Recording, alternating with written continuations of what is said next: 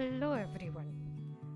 Today's topic is Amarnthus, the powerhouse of iron, vitamins and minerals. Today we'll see the technique to harvest Amarnthus for a longer period of time. I have both green and red Amaranthus, also called as baby spinach. I had both Amarnthus in this old tub. Now Amarnthus grows very fast, hence giving sufficient yield from just one plant for a family of 3 to 4. All you got to do is keep pinching the tip of Amarnthus so that they don't go for flowering. You can grow this big size plant easily in a 12 to 10 inch pot with a depth of 6 to 8 inches preferably. Now you can see the yield, the lush green leaves. Anyone would love this. Now we got to water it regularly, maintain soil moisture all season. From the start of growing season, apply slow release fertilizer, preferably equal amounts of NPK. It prefers warm climate, full sun and well drained soil. Well, it tastes amazing with the dal. Here it is called as Thotakura Pappu. Thotakura is called as Amarnthus in South India, Southern India. This is Red Amaranthus, which I haven't pinched much, so the seeds have started to come up. Now Amarnthus is a self-seeder plant.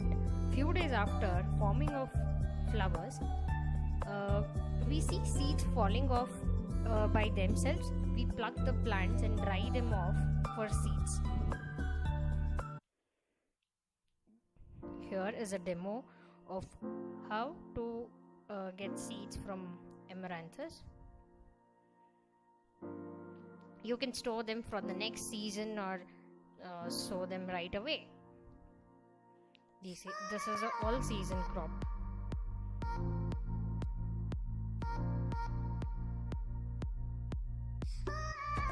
Well, there is also another variety where the seeds are white, that is called Tella Thotakura or the white Amaranthus.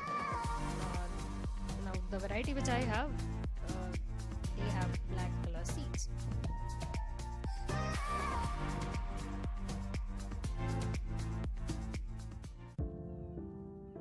Now this is a raised bed we have made from a cooler stand.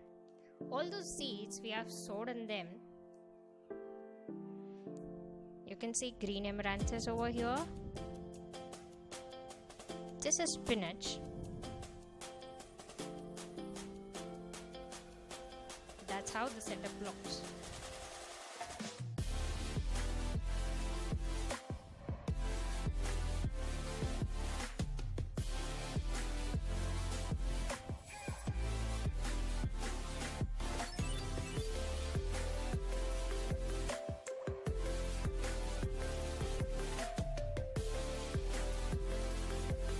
And it's just a wonderful treat for the eyes, like a very light green spinach and red Amaranthus. And that's it, that's methi. See the red Amaranthus. Red Amaranthus is more rich in iron